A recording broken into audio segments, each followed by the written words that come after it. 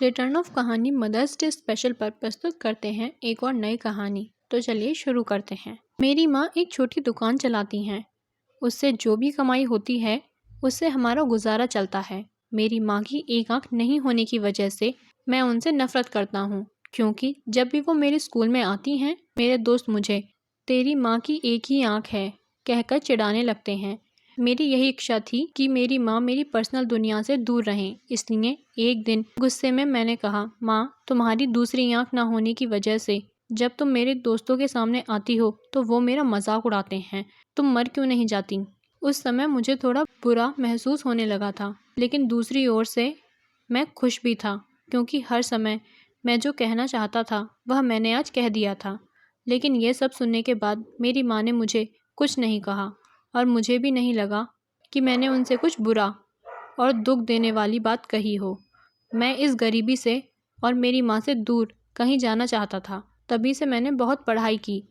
मैंने अपनी माँ को भी छोड़ दिया और पढ़ने के लिए दूसरे शहर आ गया और वहाँ की यूनिवर्सिटी में मुझे एडमिशन भी मिल गया। इसके कुछ सालों बाद ही मैंने वहीं शादी कर ली। मैंने खुद का घर भी खरीद लिया था।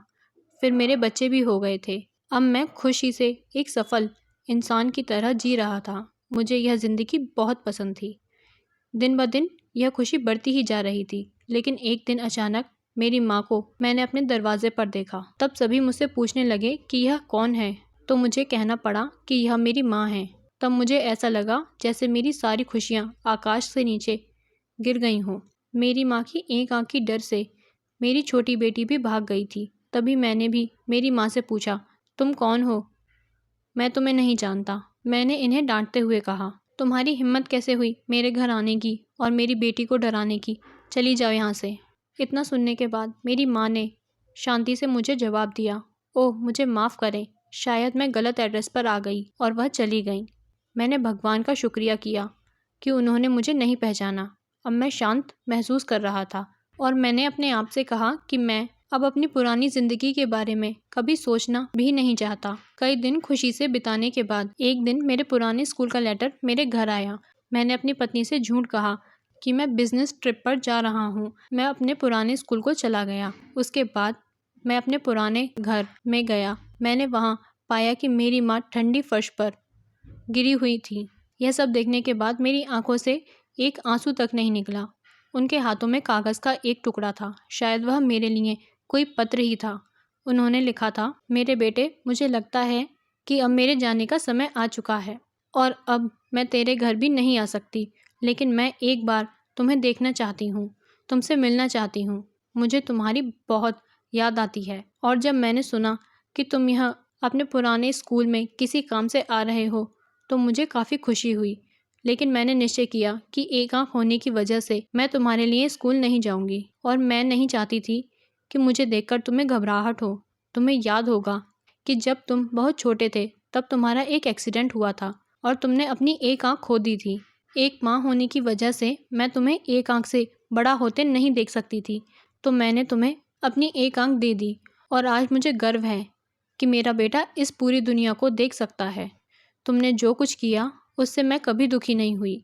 जितनी भी बार तुमने गुस्सा किया, मैंने अपने आप से कहा कि शायद तुम इसलिए डांटते हो क्योंकि तुम मुझसे बहुत प्यार करते हो। मुझे आज भी वह समय याद है कि जब तुम छोटे होते थे तब हमेशा मेरे आसपास ही रहते थे। मैं तुम्हें बहुत याद करती हूँ। I love you. मेरे लिए तुम ही मेरी दुनिया हो।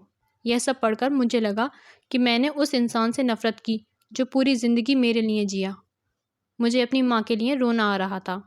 अब मुझे अपनी सबसे बड़ी गलती का एहसास हो चुका था।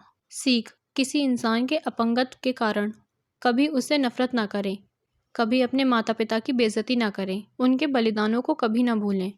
उन्होंने ही हमें ये ज़िंदगी दी है, हमें बड़ा करने की कोशिश की है। वे हमेशा हमें देते रहे हैं और बेहतर से बेहतर देने की कोशिश करते रहे हैं। वे हमारे हर सपने को पूरा करना चाहते हैं। वे हमेशा हमें सही रास्ता दिखाकर प्रेरित करना चाहते हैं। बच्चों के लिए माता पिता अपनी खुशियों का बलिदान देते हैं और बच्चों की सभी गलतियों को माफ़ करते हैं। हमें हमेशा उनका सम्मान करना चाहिए और उन्हें प्यार देना चाहिए। आप लोग हमें कमेंट करके ज़रूर बताएं कि माता पिता के प्रेम के बारे में आप लोगों की क्या राय है। और अगर कहानी अच्छी लगी हो तो वीडियो को लाइक करें और साथ ही चैनल को सब्सक्राइब करके बेल आइकन ज़रूर प्रेस करें। धन्यवाद।